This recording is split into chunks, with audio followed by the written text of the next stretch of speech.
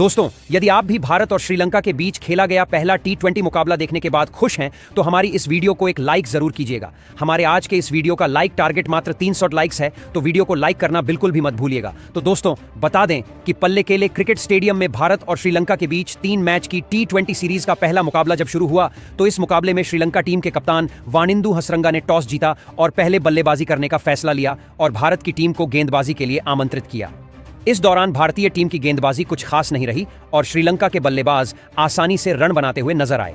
हुआ यह कि श्रीलंका के लिए जब पथुन निशंका और कुशल मेंडिस ने पारी की शुरुआत की, तो यहां पर पहला बड़ा झटका अर्शदीप सिंह ने तीसरे ओवर की चौथी गेंद पर श्रीलंका की टीम को लगा, जहां पथुन निशंका मात्र 11 रन बनाकर ही आउट हो गए। अब पहला बड़ा विकेट गिर जाने के बाद कुशल मेंडिस और कमिंदु मेंडिस पर पूरी जिम्मेदारी अपनी कंधों पर ले ली थी और अपनी टीम के स्कोर को आगे बढ़ाना शुरू कर दिया। इस दौरान हर कोई यही सोच रहा था कि श्रीलंका की टीम ज्यादा से ज्यादा 150-160 रनों तक ही पहुंच पाएगी। लेकिन दोस्तों, आज कुशल मेंडिस और कमिंदु मेंडिस तो रुकने का नाम ही नहीं ले रहे थे। दोनों बल्लेबाज यूं मानो कि भारत के खिलाफ ताबड़तोड़ बल्लेबाजी करके दिखा रहे थे और इन दोनों ही एक तरफा मुकाबले को श्रीलंका की तरफ मोड़ दिया था। इस दौरान कप्तान सूर्य कुमार यादव भी परेशान थे कि आखिर इन बल्लेबाजों को कैसे आउट करवाया जाए। लेकिन आखिरकार 56 रन बनाकर खेल रहे कमिंदु मेंडिस के रूप में दूसरा बड़ा झटका श्रीलंका की टीम को रवि बिश्नोई ने दिया और यह बड़ा विकेट मिल जाने के बाद श्रीलंका की पारी यहां से लड़खड़ाते हुई नजर आई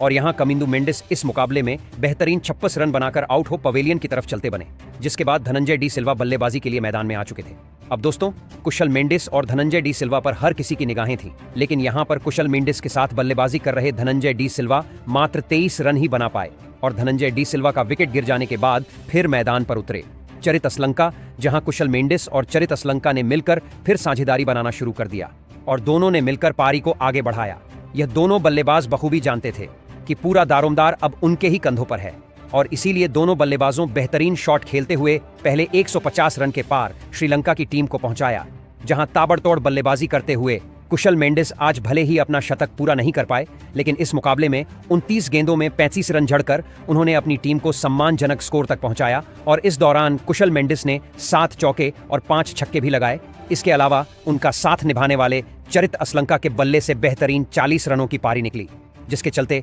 श्रीलंका की टीम इस रोमांचक मुकाबले में 20 ओवर में अपने 5 विकेट गंवाकर 211 रन बनाने में कामयाब हो पाई। इस दौरान टीम इंडिया के लिए सबसे ज्यादा 3 विकेट अर्शदीप सिंह के नाम रहे, तो एक विकेट मोहम्मद सिराज और रवि बिश्नोई को मिला। जिसके बाद दोस्तों, भारतीय टीम इस मैदान पर 212 रन के लक्ष्य का पीछा करने के लिए उतरी, जहां भारत के लिए पारी की शुरुआत यशस्वी जायसवाल के साथ शुभमन गिल ने की। लेकिन दोस्तों, दोनों बल्लेबाज इस पिच को अच्छे से समझ पाते, उससे पहले ही दोनों अपना विकेट गंवा बैठे। जी हां दोस्तों, पहला बड़ा झटका भारतीय टीम को यशस्वी जायसवाल के रूप में लगा, जब नुवान तुषारा ने अंदर आती हुई मिडिल लेग की गेंद को सीधा पैर फेंकी और इस गेंद को बिल्कुल भी यशस्वी जायसवाल समझ नहीं पाए और मात्र 13 रन बनाकर आउट हो पवेलियन की ओर चलते बने और भारतीय टीम को पहला बड़ा झटका दूसरी ओवर की चौथी गेंद पर ही लग गया, जिसके बाद दूसरा झटका भी भारतीय टीम को बहुत ही जल्दी लग गया और दूसरे सलामी बल्लेबाज शुभमन गिल भी अपना विकेट गंवा बैठे, जो कि सिर्फ 19 रन ही बना पाए और पवेलियन लौट गए। टीम इंडिया को यह दोनों ही बड़े झटके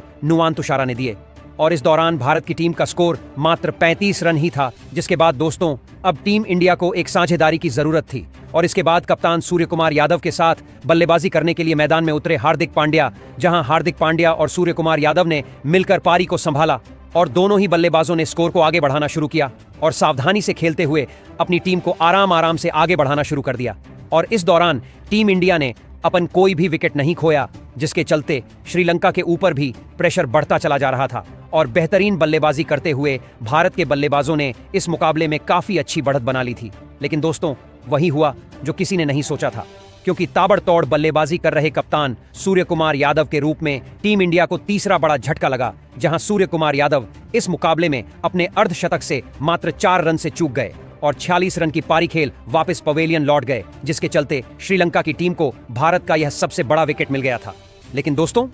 श्रीलंका टीम अभी इस बात से अनजान थे कि मैदान पर आने वाला बल्लेबाज रिंकू सिंह उनकी कमर तोड़कर रखने वाला है। जी हां दोस्तों, इस दौरान रिंकू सिंह और हार्दिक पांड्या ने मिलकर अब साझेदारी को संभाला और पारी को आगे बढ़ाया, जहां रिंकू सिंह तो एक अलग ही मूड में नजर में आ रहे थे और वह हार्दिक पांड्या को स्ट्राइक पार आने ही नहीं दे रहे थे, मानो कह रहे हों अब आप आराम से खेलिए। और इस दौरान रिंकू सिंह ने हार्दिक पांड्या के बाद में आने के बावजूद भी मात्र 19 गेंदों में अपना अर्धशतक पूरा कर लिया था। रिंकू सिंह को देखकर ऐसा लग रहा था कि इस मैदान पर वह बचपन से ही खेलते आए हों और इस मैदान वह आसानी से चौके और छक्के की बरसात कर रहे थे, जिसके चलते श्रीलंका की टीम के ऊपर अब और भी दबाव बढ़ता चला जा रहा था और वह यही सोच रहे थे आखिरकार इन बल्लेबाजों को आउट कैसे किया जाए। एक तरफ हार्दिक पांड्या तो दूसरी तरफ रिंकू सिंह ताबड़तोड़ बल्लेबाजी करके अपनी टीम को आगे बढ़ा रहे थे और इन दोनों ही बल्लेबाजों ने भारतीय टीम को आखिरी ओवर तक कोई भी झटका नहीं लगने दिया और अंतिम ओवर में भारत को मैच जीतने के लिए 6 गेंदों में 19 रन की दरकार थी, जहां रिंकू सिंह अपने शतक के करीब थे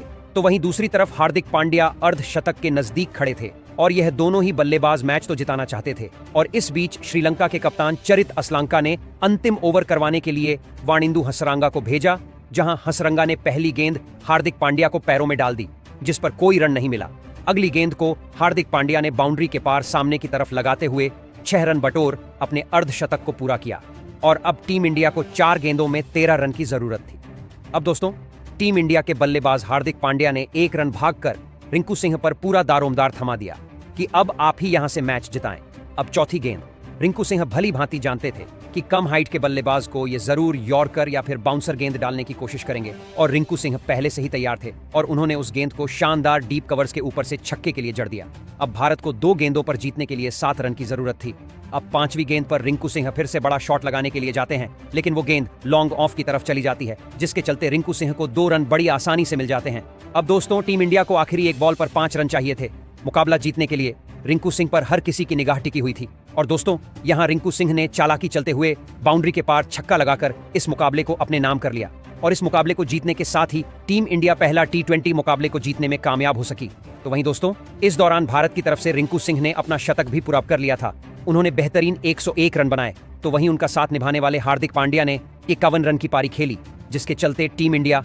यह मुकाबला जीतने में कामयाब हो पाई। दोस्तों, इस मुकाबले में रिंकू सिंह ताबड़तोड़ बल्लेबाजी नहीं करते तो शायद टीम इंडिया इस रोमांचक मुकाबले को श्रीलंका के खिलाफ अंतिम ओवर में जीत भी नहीं पाती।